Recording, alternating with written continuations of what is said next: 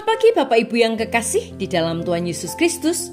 Pagi hari ini saya Eko Wayu Suryaningsih kembali menyapa dengan kebenaran firman Tuhan yang terdapat dalam Yohanes 3 ayat 18. Yohanes 3 ayat 18. Karena begitu besar kasih Allah akan dunia ini, sehingga Ia telah mengaruniakan anaknya yang tunggal, supaya setiap orang yang percaya kepadanya tidak binasa, tetapi mempunyai hidup yang kekal.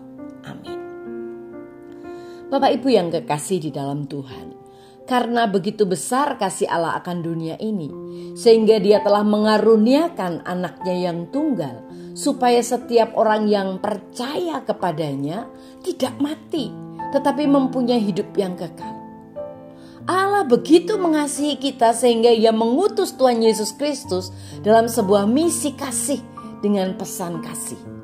Alkitab tidak mengatakan bahwa Allah memiliki kasih, melainkan dikatakan dalam 1 Yohanes 4 ayat 8, Allah itu kasih.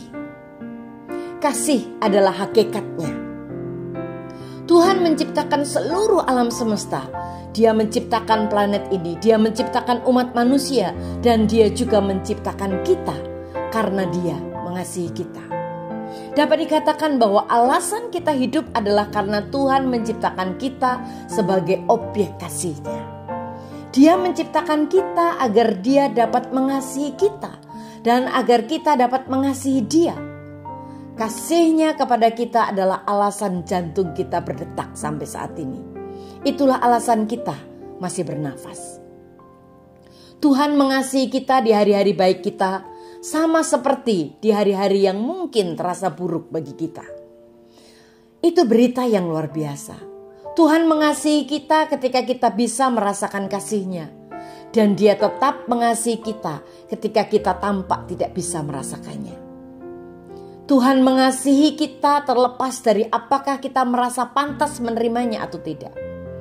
Tidak ada yang kita lakukan akan pernah membuat Tuhan berhenti mengasihi kita. Kita bisa mencoba, tetapi kita tidak akan bisa melakukannya karena kasih-Nya kepada kita didasarkan pada karakternya dan bukan pada apapun yang kita lakukan atau kita rasakan atau kita katakan. Allah begitu mengasihi kita sehingga Ia mengutus putra tunggalnya, Yesus Kristus, ke dalam dunia ini, supaya setiap orang yang percaya kepadanya tidak mati, tetapi beroleh hidup yang kekal. Wow, ini berita yang luar biasa. Ketika Yesus merentangkan tangannya selebar salib, seolah-olah Ia berkata, aku mengasihimu sebesar ini. Begitu besarnya, sampai Dia harus mengalami penderitaan, bahkan sampai mati di atas kayu salib untuk hidup saudara dan saya. Kasih Allah melampaui segala pengetahuan kita. Bahkan Alkitab memberitahu kepada kita dalam Efesus 3 ayat 17-19. Maka Kristus akan diam di dalam hatimu, dan kamu akan berakar serta bertumbuh di dalam kasih Allah, dan akan menguatkan kamu.